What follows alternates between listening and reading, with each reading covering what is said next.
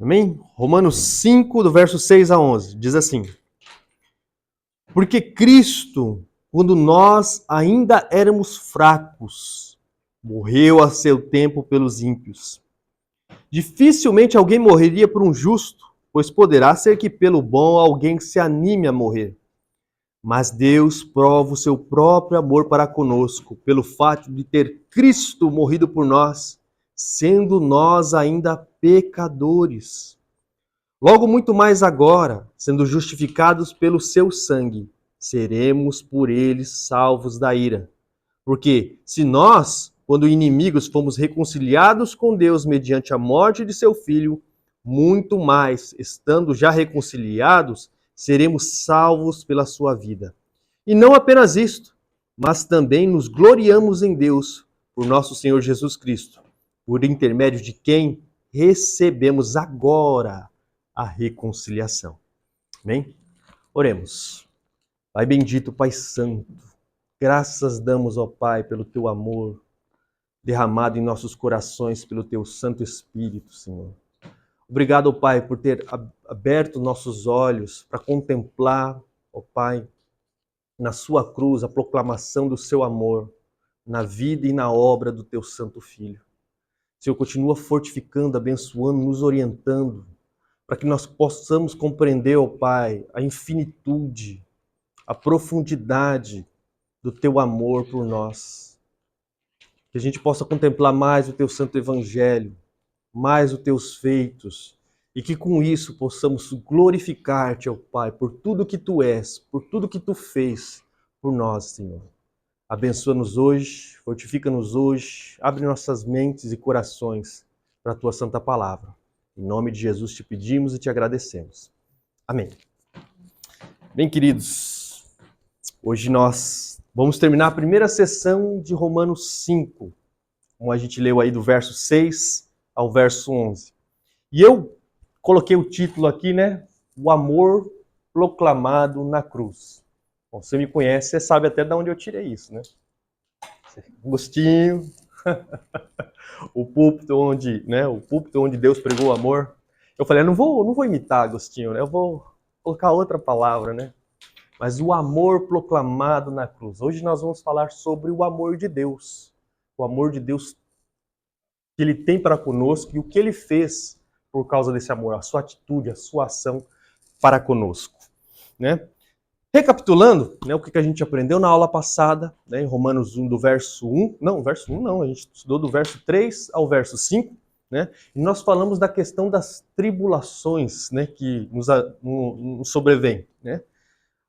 O que a gente estudou? Nós se alegramos nas tribulações por quê? Não porque a gente gosta da dor, aprecia a dor, nós não somos masoquistas, né, mas nós se alegramos nas tribulações porque nós sabemos que as tribulações, elas promovem algo, ela tem um fator pedagógico na qual Deus nos ensina com ela. E qual é? A tribulação, ela promove o quê? Um caráter aprovado, porque nós passamos pelas tribulações com a ajuda, com a graça de Deus, e Deus vem moldando, vem nos lapidando através das tribulações. E ao fim das tribulações, nos é dado mais esperança. Eu já falei para vocês que esperança na Bíblia não é algo que se espera que vai acontecer ou não, você não sabe se vai acontecer ou não, né? Mas é uma certeza, né? Nós somos fortalecidos aos finais de cada obstáculo que a gente passa. E nós sabemos que Deus nos ama, como a gente viu ali no verso 5, porque o amor de Deus ele é derramado em nosso coração pelo Espírito Santo. E nós vimos falando porque a gente contemplou esse amor de Deus porque a gente veio à fé. O Espírito Santo nos tocou e a gente pôde contemplar os atos de Deus por nós na cruz do Calvário. E a gente continua falando hoje, né, desse amor de Deus por nós. Eu já elaborei uma verdade central, né, do que a gente vai aprender hoje. Bem facinho, né? Verdade central diz assim, ó. Mesmo diante da indignidade do nosso ser em receber qualquer coisa de Deus, Ele moveu-se em nossa direção para salvar-nos mediante seu Filho. E o motivo por que o fez foi o seu amor. Isso que a gente vai aprender hoje. Mesmo a gente sendo indigno, né, de receber qualquer coisa de Deus, porque nós vamos aprender que nós éramos o quê? Inimigos, pecadores, rebeldes contra o nosso Criador. Mas, como a gente vai ver hoje, o amor de Deus ele é incondicional. Ele vem até nós, nos agracia. O amor dele nos preenche, nos renova e nos dá um norte, né? Para a gente não ficar mais perdidos nesse mundo. Né? Mesmo diante da indignidade do nosso ser em receber qualquer coisa de Deus, Deus ele se move em nossa direção. Deus ele nos salva mediante o seu Filho. E o motivo, coloque isso na mente, o motivo de Deus ter feito algo por nós é porque ele nos amou. E eu dividi o texto que nós vamos estudar hoje em 3 pontos, né? O amor imerecido, do verso 6, provas do amor divino, do verso 7 a 8, e bênçãos que fluem deste amor, do verso 9 ao verso 11. Então, o primeiro ponto aí, o verso 6. Meu Deus, eu fechei minha Bíblia. Tá na tela. Diz assim, acompanhe comigo aí na sua Bíblia. Verso 6. Porque Cristo, quando nós ainda éramos fracos ou fortes. Fracos, né? O que aconteceu? Ele morreu a seu tempo pelos ímpios. E nem, quando a gente vai se relacionar com alguém, seja de forma moral, amorosa ou fraternal, a gente às vezes especifica algo, né? A gente procura o quê? Beleza, né? Estética, né? Se a pessoa não for bela, né? A gente gosta do papo, né? Eu era bem feinho mesmo quando eu comecei a namorar com a minha esposa, né? Eu era bem feinho mesmo. Eu acho que eu tinha um papo bom, é por isso que ela se encantou por mim, né? Que beleza não tinha. Mas quando a gente se relaciona de forma amorosa ou de maneira fraternal, tem um relacionamento com amigos, assim, a gente gosta de estar perto das pessoas que têm as mesmas características que nós, né? Ou a questão da beleza, ou a questão de um papo bom, as coisas em comum, né? A gente gosta de estar perto dessas pessoas, a gente passa a amar essas pessoas, né? Só que o critério de Deus para ele nos amar é algo totalmente diferente do que ocorre conosco, né? Porque certamente você não ia querer ter amizade com uma pessoa que pensa totalmente diferente de você e que gosta de coisas totalmente opostas, coisas ruins, vamos dizer assim, né? Com certeza você não ia querer ficar perto de uma pessoa depravada, né, que fala muito palavrão. Você não vai ser cativada por aquilo, né? Porque você ama a luz, você ama o seu Senhor, você ama a bondade, você ama a justiça, né? É a mesma coisa.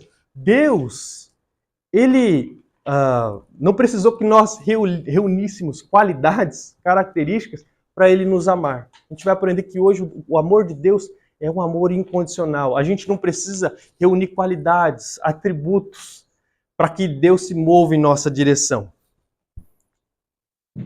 Que nem a questão aqui do verso 6. O quando aqui refere-se ao tempo, ao momento ou estado em que a humanidade estava. Quando Deus enviou o seu Filho, qual era o estado da humanidade? Ela reunia alguma qualidade para Deus fazer algo em prol da humanidade?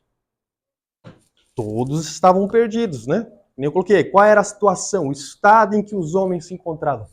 Paulo aí, se você perceber ao longo do texto que a gente está estudando, ele coloca 4 adjetivos aí para descrever a situação da humanidade. E quais são? Nós éramos que fracos, ímpios, pecadores e inimigos. Ó, versos 6, 8 e 10. Então Paulo aqui, com esses adjetivos, ele vai descrever para nós o estado em que os homens, a humanidade, se encontrava perante Deus. E nós vamos estudar um pouquinho desses adjetivos aí. Fracos. O que o Paulo está querendo dizer com essa questão de fracos? Cristo, ele morreu por nós, ele foi enviado para nós quando ainda nós éramos fracos.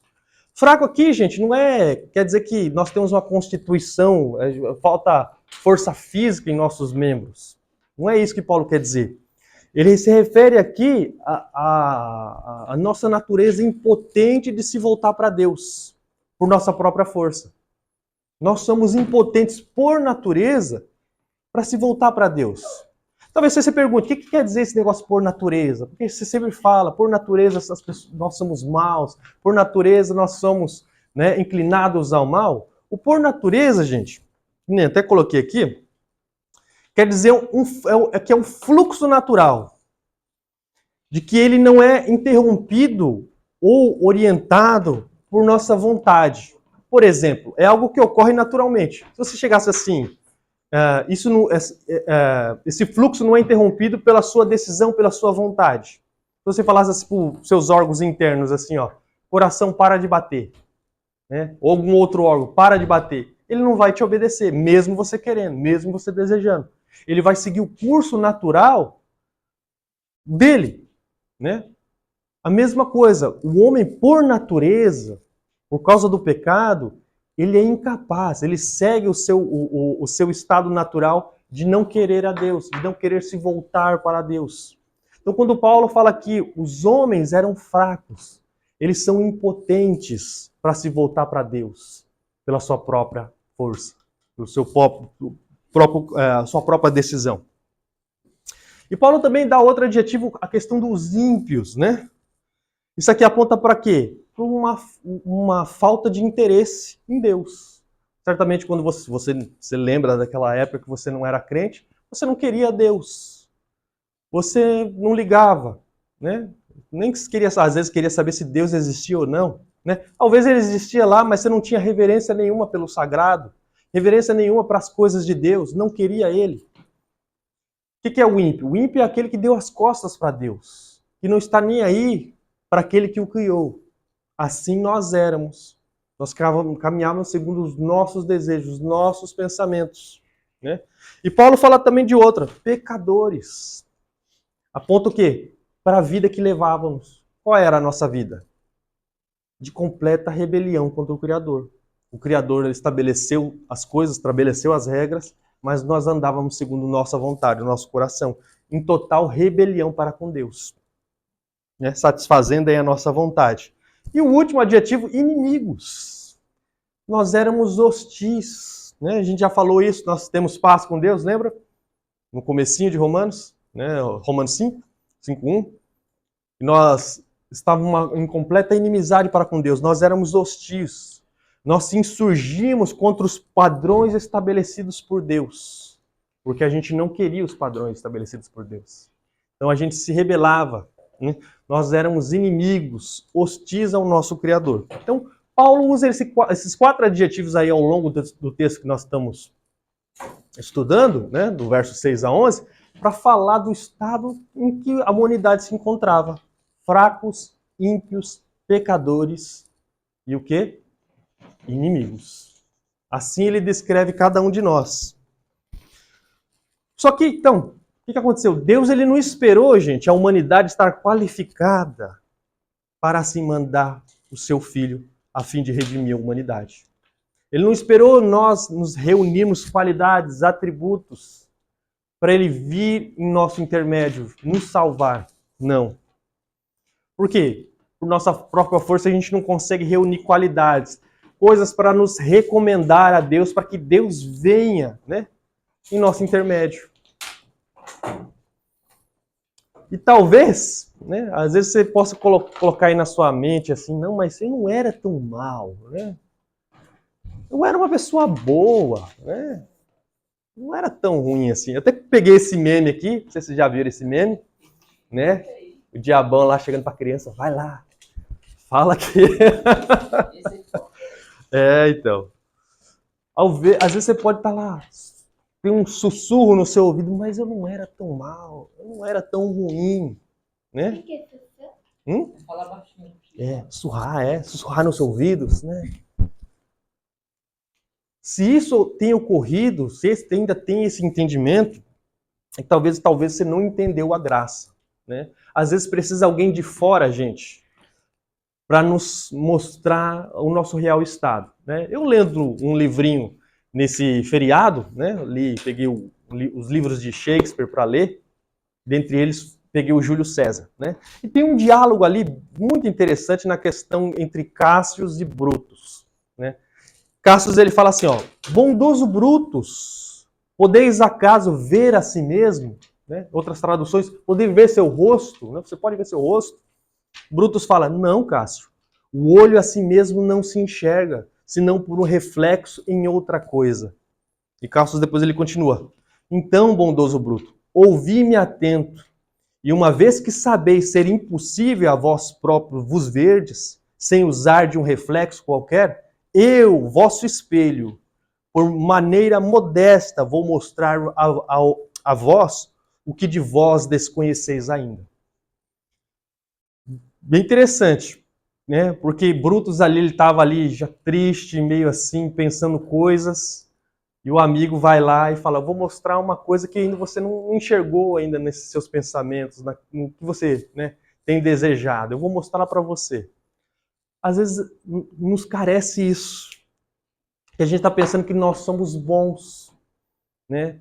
Só que uma pessoa que está fora consegue olhar para nós e nos ver os nossos defeitos. Por isso que é bom um espelho. Quando você olha para um espelho, você vê, consegue ver os seus defeitos, né? O que está errado, né? A palavra de Deus, ela é um espelho que mostra a nossa enfermidade, mostra a nossa doença, mostra o nosso estado diante de Deus. Eu, quando eu era jovem, quando era criança, né? Eu me achava uma pessoa boa. Poxa, né, não faço mal. Eu não sou nem com meus amigos, eles falam muito palavrão, né? E tal, assim. Eu pensava assim, eu sou uma pessoa especial, né? Não desejo mal para ninguém. Só que no dia quando eu me deparei com a palavra de Deus, e ela como um espelho refletindo o caráter de Deus e refletindo a minha pecaminosidade, eu falei, eu não sou uma pessoa boa. Aí que a gente nota que a gente não merece nada vindo de Deus. Porque nada nós fazemos, nada nós somos. Não consigo reunir qualidades, porque a gente tem falado várias vezes, né? Trapo de imundícia são nossas obras. Nossas mãos maculadas tocam e maculam. E o quê? Né? Contaminam tudo que a gente faz. Então não temos como se recomendar a Deus. O que Paulo quer realçar aqui? Ele sempre tem realçado isso. A nossa incapacidade, a nossa pecaminosidade, o nosso imerecimento da questão da salvação, né?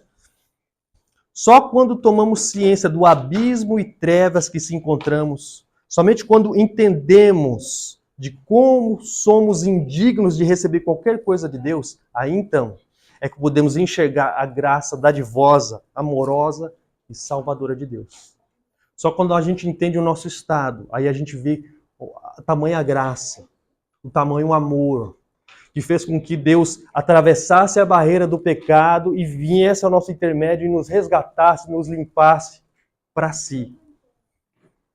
E que nós falamos, o motivo para ele ter feito isso foi o amor. 2 a prova do amor divino, do verso 7 ao verso 8. Dificilmente alguém morreria por um justo, pois poderá ser que pelo bom alguém se anime a morrer, né? Paulo traz aqui algo que não é impossível de ocorrer, né? Alguém morrer por uma pessoa justa, talvez, ou uma pessoa boa, né? Pessoa boa, uma justa é o quê? Ela dá a cada um segundo o seu merecimento, ela não toma daquilo que é dos outros, né? E tal. Bom, se o seu patrão lá, né? Toda vez que ele tem pagado para você, ele tem dado o que você merece, né? Às vezes ele não precisa nem ser uma pessoa boa, né? Mas ele é uma pessoa justa, íntegra nos seus negócios, né? Mas na questão até da pessoa boa, quem sabe, né? Uma pessoa boa, você se anime a morrer. Uma pessoa se anime a morrer. Dá a vida por outra, né? Por essa pessoa boa. Só que o problema é que nós não somos justos, nem somos bons. Mas todavia, mesmo assim, Deus fez o quê? O que nós lemos, né? Lá na abertura, João 3,16, que Deus ele amou o mundo de tal maneira que ele deu o seu filho, ele entregou o seu filho para morrer, para nos salvar. Mas Deus prova o seu próprio amor para conosco pelo fato de ter Cristo morrido por nós, sendo nós ainda pecadores. É o que a gente vê, o amor de Deus ele é incondicional. Nós não precisamos reunir qualidades, atributos, características, obras para ele nos amar. Porque nós pensamos, né, que tudo que a gente faz merece uma paga, né? Se eu fui uma pessoa boa, Deus me deve. né? Eu fiz algo, eu mereci algo. Mas não, nada que possamos fazer fará com que Deus se mova ao nosso intermédio por algo que a gente faz. Ele se move independente de nós, independente do nosso ser, independente das nossas obras, independente daquilo que a gente fala, independente daquilo que a gente, do modo que a gente viva. E é maravilhoso que ele mostra o seu amor em ações. Porque, não sei se você já ouviu, né? Aquele que ama não fica só em palavras, mas revela em ações o seu amor. Palavras, declarações são vazias quando não são acompanhadas por gestos ou ações que concretizem aquilo que foi dito com tanta paixão a ponto de incendiar o coração. Sei se alguém já chegou para você assim, falou com tanta, né? Chegou a inflamar o seu coração com as palavras, as declarações, né, de amor para com você, prometeu coisas e você se apaixonou por aquilo, né? Só que depois de um tempo, aquelas palavras, né, que foram dadas com tanto amor, tanto ímpeto, né, às vezes com carinho, que ganhou o seu coração, elas se tornam vazias, porque as atitudes que vêm dessa pessoa não correspondem com aquilo que ela disse. Por isso que eu falo, palavras vazias, né? Palavras, declarações são vazias quando não são acompanhadas por gestos ou ações que concretizem aquilo que foi dito com tanta paixão a ponto de incendiar o nosso coração. A gente sempre fala, né, dos retóricos, né? Ganhar a pessoa pelo jeito de falar, pela bondade, né? Pela eloquência das palavras. Mas depois você nota que aquilo lá é vazio. Não se concretiza. Por quê? Não gera ações. Interessante, gente, que para o judeu, quando falava de amor, ele não pensava em sentimento. Ele pensava em mão. O amor para o judeu era algo que você faz em prol de alguém. Você faz algo. Você mostra que você ama fazendo algo, ações boas, ajudando ali a pessoa. A mesma coisa Deus. No Calvário está demonstrado o amor de Deus por nós, por você. Ele envia o seu próprio Filho, mesmo nós não merecendo, mesmo nós estamos sendo indignos, sendo inimigos de Deus, rebeldes contra Deus, pecadores, ímpios. A gente não queria saber, mas Ele se moveu em nossa direção. Ele nos encheu de graça. A prova do amor de Deus está estampada naquela cruz. Por isso que eu pensei em Agostinho, não tem como não citar Agostinho. A cruz é o púlpito, né? Acho que até coloquei aqui. A cruz foi o púlpito onde Deus pregou o amor. Está lá, manifesto lá, para todos verem. Aquele foi o maior ato de amor em prol da humanidade. Por isso que nossos olhos têm que estar voltados para lá, para aquilo que Deus fez, independente do que eu sou, do que eu fiz, né?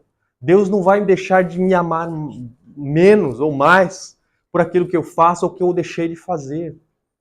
Ele me amou de forma incondicional, a ponto de dar o próprio filho. Quem de nós daríamos o nosso filho para morrer por alguém? Né? Nem uma pessoa boa duvidaria, duvido muito que você faria isso. Né? Imagina dar o seu filho o quê? Para salvar um assassino, um estuprador, uma das piores pessoas que tem nessa terra. Imagine. Nós não faríamos. Nós não vamos fazer, duvido muito. Só que Deus o fez. Deus entregou o seu próprio filho para fracos, pecadores, ímpios e seus próprios inimigos. Deus não olhou, não deixou que o nosso pecado fosse um obstáculo para Ele nos abençoar. E saiba que Deus não precisava de nós, mas porque Ele nos amou, isso o motivou a vir em nosso intermédio, a nos lavar, a nos remir, a nos tornar o seu povo. Por isso que é maravilhosa a cruz. Por isso que é fantástico a cruz. lá naquele monte Gólgota, lá no Gólgota, Monte Caveira, Deus deu o seu maior bem, o seu próprio Filho, para morrer por pecadores que o odiavam, que não queriam seguir suas regras, que não queriam nada com Deus. Só que Ele não deixou que isso fosse um empecilho para nos tornar os seus filhos. John Stott, ele fala, né? A majestade incomparável do amor de Deus reside na combinação de 3 fatores, a saber, que quando Cristo morreu por nós, Deus estava, primeiro, entregando a si mesmo. Ele entregou a si mesmo por nós. Segundo, submetendo-se aos horrores de uma morte por meio da qual carregaria os pecados da cruz. Lembra, gente? Deus, Ele é santo. Deus, Ele é justo. Deus, Ele não concebe o pecado. Mas Ele tomou o nosso fardo, a nossa sujeira, aquilo que Ele mais odiava, Ele tomou sobre si por nós. Carregou aquele fardo por nós e morreu a nossa morte. Nós é que deveríamos estar pregados naquele madeiro. Nós que deveríamos ter sofrido a violenta ira de Deus por causa de nossos pecados. Mas Ele nos toma.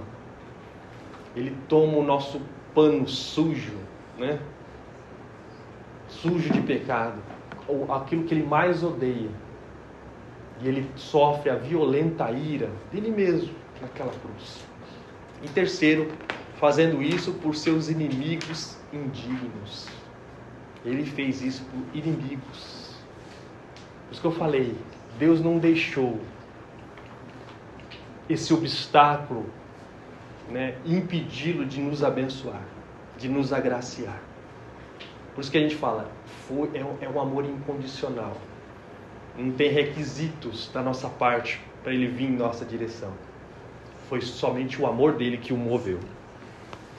E é o que a gente vê, né? Você quer mais provas do amor de Deus? É só você abrir esse livro santo aí que está na sua frente. Porque aí está a história da redenção. Você vai ver desde o começo. Tudo estava bem, mas o homem caiu, transgrediu. Mas nunca Deus deixou de ir atrás do homem, de abençoá-lo, de protegê-lo. Desde o Éden nós vemos a promessa. E nós vemos a descendência de Adão seguindo, né? A gente vê os pecados dos patriarcas, dos reis de Israel, daquele que Deus chamava o seu povo. É fantástico, se não me engano foi Oséias, né, que casou com uma prostituta, e ela sempre se voltava para os seus amantes, e Deus continuava amando, o seu marido continuava amando.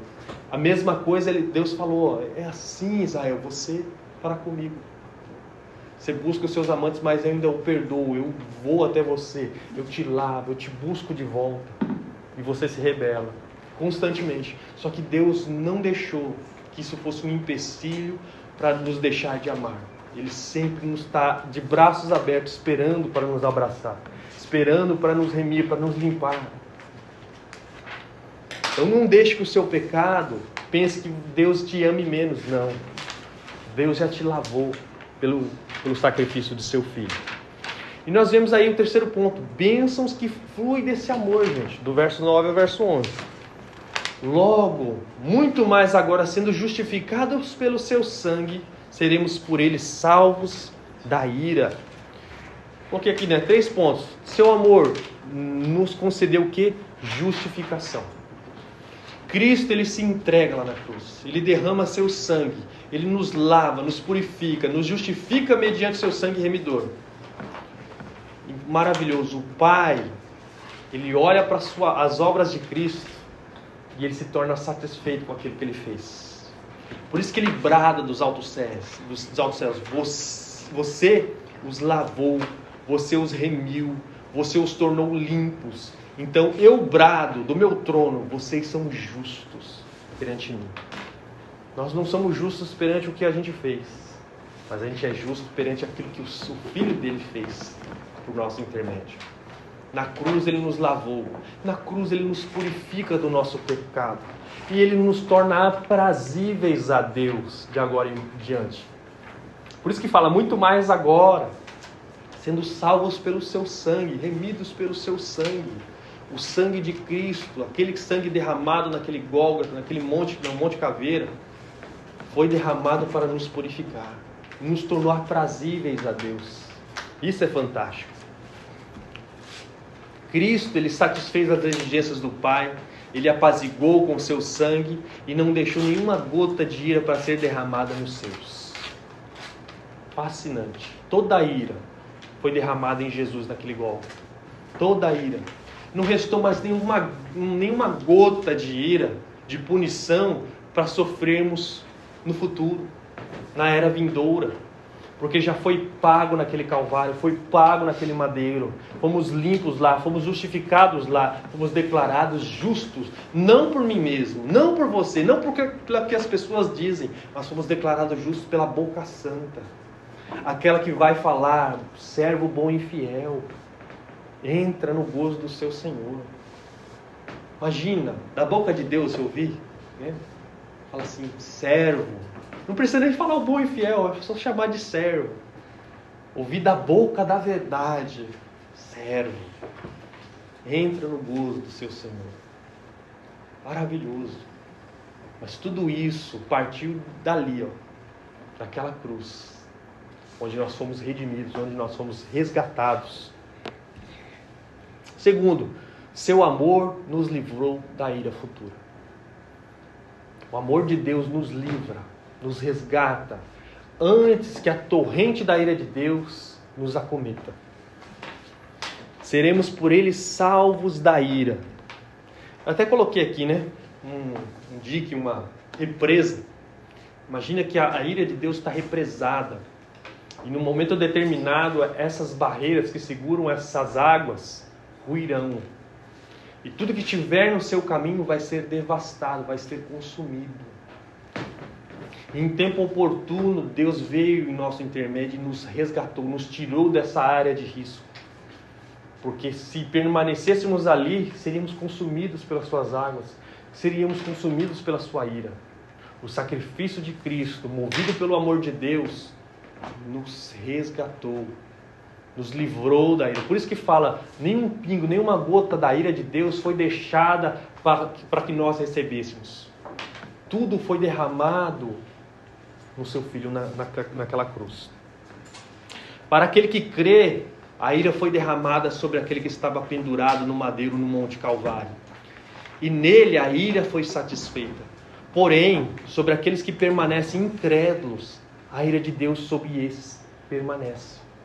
O que está escrito lá em João 3, 36, né? Por isso, quem crê no Filho tem a vida eterna. O que todavia se mantém rebelde contra o Filho não verá a vida, mas sobre ele permanece o quê? A bondade de Deus? A ira de Deus. Duro é pensar nessas coisas. Deus não está tão irado comigo, eu sou uma pessoa boa. Doce ilusão. Queria que fosse verdade. Mas não é. A realidade é totalmente diferente. É oposta daquilo que a gente deseja. É oposta daquilo que a gente pensa. A gente queria como se fossem as coisas, né? Todos no céu. Mas todos estão em rebelião. Todos são inimigos. E somente aqueles que se abrigam no Filho, naquele manto de justiça, naquele manto que cobre nossos pecados, nos lava, nos redime e nos dá justiça, somente debaixo daquele manto de Cristo, nós somos livres da ira de Deus. Terceiro, seu amor gerou reconciliação. Deixa eu ver.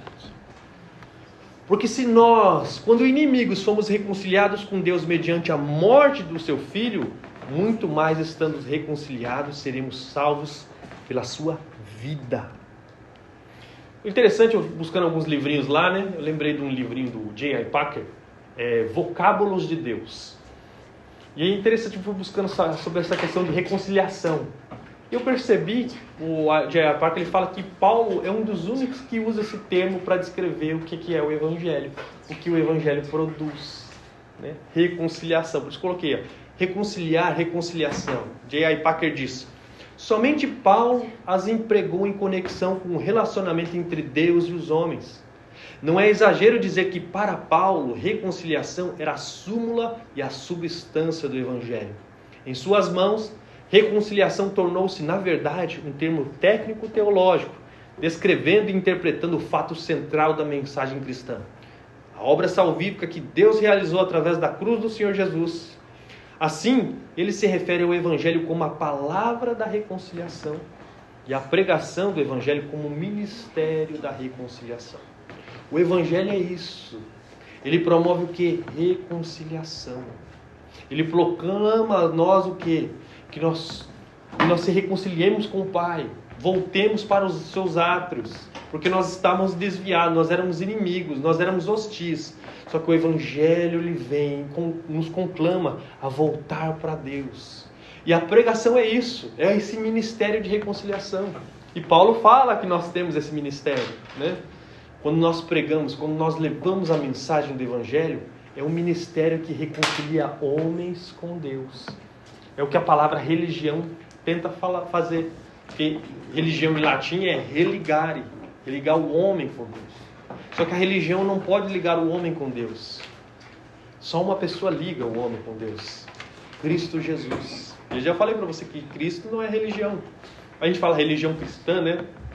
Só que as religiões têm os seus parâmetros, suas práticas, para promover o quê?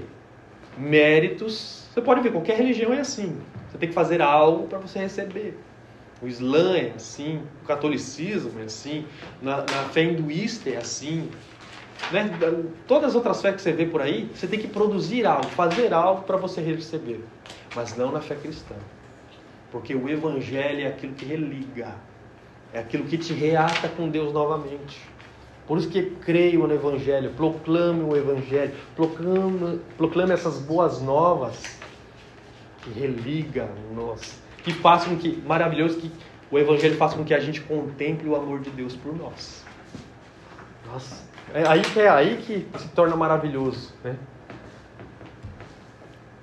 Que nem, trazendo um exemplo sobre essa questão de reconciliação. No século XVIII, lá no começo do século XVIII, né, a Inglaterra ela procurava muitos recursos nas Índias Ocidentais, onde hoje é ali o Caribe, né, a questão ali da América, do Brasil e tal, tudo, né? E era enviado muitos corsários que praticamente se degladiavam ali com os espanhóis, né, atrás de recursos e tal. E muitos corsários, por ver a riqueza do local, né, aí acabaram se rebelando contra a coroa inglesa, né? E muitos aí se tornaram piratas, né, guerreando contra o próprio rei, né, sendo hostis à própria coroa inglesa, né? Ou aqueles que eram da Inglaterra se tornaram piratas e tal. E o rei, ele emitiu uma carta de anistia a essas pessoas para que elas se retratassem em tempo oportuno. Você teria que abandonar essa sua vida pirata e voltar, né? Abandona tudo, entrega tudo que você tem e você tem completa anistia para você voltar. Isso em tempo oportuno. Caso você não aceite, a coroa vai atrás de você, né? Vai ser mandado outros corsários para matarem você. Essa é a verdade, né? Se você conhece Edward Tetes, alguém já ouviu falar? Barba Negra, né? Um dos maiores piratas mais famosos, então morreu assim, né? Teve uma vida curta, né? Muito curta, se tornou famoso, mas teve uma vida curta, né? Porque não aceitou o perdão da coroa. E a mesma coisa Deus faz para conosco. Ele nos entrega a carta de anistia em tempo oportuno. Qual que é a carta de anistia? Completa o perdão. O Evangelho Cristo. Ele, em tempo oportuno, ele nos oferece isso. Para que a ira dele não venha, nos acomete, nos destrua, nos consuma. Por isso que em tempo oportuno, essa carta de perdão está aberta para cada um de nós. Se nós tomamos ciência do nosso estado, nós aceitaremos essa carta. Nós voltaremos para debaixo da coroa, né? Não a coroa inglesa ou a coroa de algum rei terreno, mas do próprio Pai, aquele que criou todas as coisas. Muito mais, estando já reconciliados, seremos salvos pela sua vida. Nós fomos salvos na sua morte. Quando Cristo morreu, nós fomos salvos lá. Nós recebemos remissão lá. Nós somos lavados e remidos. Nela foi afastado a ira de Deus naquela cruz. Porque a ira caiu sobre quem? Sobre Jesus. Seremos salvos pela sua vida. Paulo aqui, ele está apontando talvez, gente, para a ressurreição de Cristo. Cristo morreu lá e nos salvou lá. Mas também Cristo ressuscitou. Cristo vive. E Ele intercede por nós aonde? À direita do Pai Todo-Poderoso. Nós temos aqui também a questão aqui, né, nessa questão do já e o ainda não. Porque nós não fomos plenamente salvos. Como assim não fomos plenamente salvos? Porque nós fomos salvos na cruz. Fomos redimidos na cruz. Lavados na cruz. Só que ainda a gente permanece nesse mundo. Só que nós sabemos que ainda há um mundo vindouro que a gente não alcançou. Por isso que a gente fala o já e o ainda não. A gente usa isso em escatologia, né? Não sei se vocês já ouviram esse termo, né? O já ainda não, já somos glorificados e tal. Paulo usa até esse termo. Aquele que ele chamou, ele justificou. Aqueles que o chamou, santificou. E aqueles que o santificou, os glorificou. Ele coloca tudo no presente, que já ocorreu, né? Só que a gente fala, é o já e o ainda não, porque a gente não chegou lá ainda. Não estamos na plenitude ainda salvos, vamos dizer assim. Porque o mal ainda está no nosso meio. Nós vivemos ainda nesse mundo. Só que mediante a vida do nosso Senhor Jesus Cristo, que está à direita de Deus Pai Todo-Poderoso, que intercede por nós, nós seremos salvos como Ele o foi, vamos dizer assim. Porque Ele ressuscitou. Ele foi a primícia daqueles que dormem. Como eu já falei para vocês, nós ressuscitaremos como Ele. Nós não vamos permanecer na morte. Por isso que nós vamos ser salvos pela sua vida, né? Porque há uma vida vindoura. Nós esperamos e ansiamos pela plenitude dessa salvação. Se não me engano, até coloquei aí, né? Quando a gente começou a estudar Romanos, eu falei que o homem precisava ser salvo. Se ele precisa ser salvo, pressupõe que ele está perdido, que ele está numa situação que ele precisa ser resgatado daquilo, né? E eu até falei para vocês, ele precisa ser salvo o quê? Da culpa, porque Adão nos legou isso, culpa. Nós precisamos ser salvos do poder do pecado, porque o pecado está no nosso meio, comandando nossos membros. E outra, da presença do pecado no mundo, do mal no mundo, porque nós ainda estamos à mercê dele. Só que um dia chegará na sua plenitude que nós seremos salvos plenamente de todas essas coisas. A culpa do pecado, qual já fomos, do poder do pecado também nós já fomos. Nós vamos estudar isso em Romanos 6. O pecado não vai ter mais domínio sobre vós, aqueles que creram. E de forma plena, salvos do mal no mundo, do pecado que tenazmente nos rodeia e nos assedia.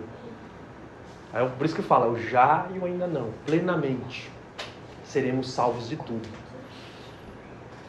E Paulo fala muito mais, 2 vezes, no verso 9 e no verso 10, né, se você prestou atenção.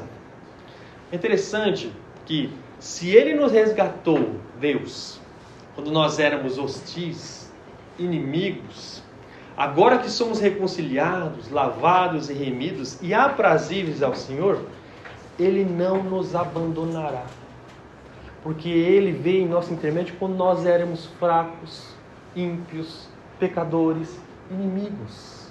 E agora que nós já se tornamos aprazíveis a Ele mediante a cruz, agora que nós somos lavados e remidos por Ele, será que Ele nos abandonará? Será que Ele vai nos deixar à mercê novamente?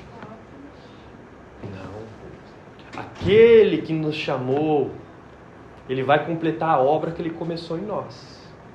Não é verdade? Ele vai completar até aquele dia.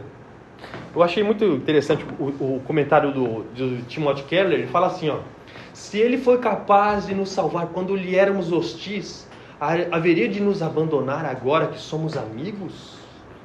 Se não desistiu de você na época em que guerreava contra Ele, o que você poderá fazer para levá-lo a desistir agora que estão em paz?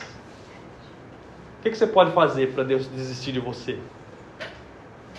Se Ele não desistiu, se Ele veio em seu intermédio quando você era totalmente errado, desprezível para Ele, agora que você se tornou amigo, agora que você se tornou lavado e remido pelo sangue de Jesus, será que você tem motivos para fazer com que Ele te abandone? Por isso que a nossa fé é firme naquele que prometeu, é firme naquele que veio, naquele que nos amou e fez tudo para o nosso intermédio. Timóteo Keller, ele também continua, ele conquistou nossa salvação quando éramos ímpios, ele não assegurará nossa salvação? Tim Keller diz, o Deus que trouxe a fé nos manterá seguindo em frente em nossa fé. O Deus que abriu o céu para nós garantirá que cheguemos lá. Então, por isso que a gente já falou sobre a questão da certeza, né? Nós estamos certos, porque Ele nos amou. Nós vimos a fé porque Ele nos amou. Nós vemos essas provas do amor divino estampado naquela cruz por nós. Ele não deixou que o nosso pecado fosse um empecilho para Ele deixar de nos salvar. Ele nos amou. E não apenas isso, mas também nos gloriamos em Deus por nosso Senhor Jesus Cristo, por intermédio de quem recebemos agora a reconciliação. O crente é uma pessoa feliz. O gloriar aqui significa isso. Alegria. Nós deveríamos ser o povo mais feliz do mundo. Porque nós temos conosco aquele que criou os céus e a terra. Aquele que fez tudo para a sua glória. Aquele que veio em nosso intermédio pelo seu Filho. Aquele que planejou todas as coisas. Aquele que nos dá saúde, nos dá graça. Aquele que é o propósito de nossa existência. As pessoas procuram aí o propósito da vida, não é? Qual é o sentido da vida? O sentido da vida é o que está escrito lá em Westminster, a primeira, no Catecismo. Né? Qual é a finalidade, o fim principal do homem? Glorificar a Deus. E o quê? Fala aí, Jana. Não, aí é o Catecismo de Heidelberg. E honrá-lo, louvar-o, e se alegrar nele para sempre. Por isso que a gente fala, o pleno gozo não está nas coisas terrenas. A gente vai permanecer inquieto, a gente vai para sempre, não tem. O amor, a plenitude só é encontrada em uma pessoa, em Deus. As demais coisas a gente vai buscar satisfazer, a gente não vai encontrar a plena satisfação. Você não vai conseguir no dinheiro, no seu cônjuge, em nada. Nas coisas que são boas desse mundo, que Deus nos deu prazer em inúmeras coisas. Mas a plenitude jamais será encontrada nelas. Só naquele que nos amou incondicionalmente. Só naquele que desceu à terra e nos lavou e nos remiu pelo seu Filho. Amém? Esse é o estudo de hoje. Eu coloquei aqui algumas aplicações para nós, para a gente terminar. Primeiro, o estado em que as pessoas se encontram antes de vir à fé não é de uma predisposição favorável em relação a Deus, mas sim de completa oposição. Você viu, nós éramos fracos, ímpios, pecadores e inimigos. Nós não tínhamos disposição nenhuma. Nós não tínhamos requisito nenhum para se voltar para Deus, para querer a Deus. Nós éramos plenamente, em sua plenitude, maus, ruins, inimigos de Deus. Então tenha isso em mente, sempre e sempre. Porque como eu coloquei lá, o inimigo, ele pode sussurrar no seu ouvido, as pessoas não são tão mal, você não era tão mal, né? Abandone isso, plenamente. Não pense nisso. É totalmente oposto. Se você quiser olhar para como você é mal, como a sua enfermidade é grave, olhe para as Escrituras. As Escrituras vai ser o espelho, como Caio foi para Brutus, né?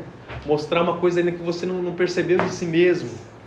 Aí a Escritura vai mostrar para você como você é perverso, né? E assim você vai olhar para a graça de Deus com olhos diferentes.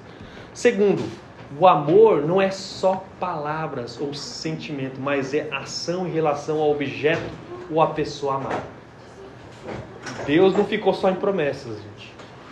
Você pode olhar para as Escrituras aí que Ele deixou para você.